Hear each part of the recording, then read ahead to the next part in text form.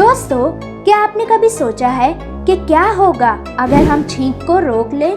सबसे पहले मैं आपको बता दूं कि एक स्नीज लगभग 160 किलोमीटर पर आवर की स्पीड से रिलीज होती है और आप इसी बात से अंदाज़ा लगा लो कि जब कोई चीज़ इतनी स्पीड से मूव करती है तो उसे रोकना कितना खतरनाक हो सकता है। और मैं आपको बता दूं कि जब आप अपनी छींक को रोकने की कोशिश करते हो तो इससे आपके रेस्पिरेटरी सिस्टम पर 24 टाइम्स ज़्यादा प्रेशर लगता है, जो आपके ईयर डम को फाड़ सकता है और आपकी आई में मौजूद ब्लड वेजल्स को भी काफ़ी डैमेज कर सकता है।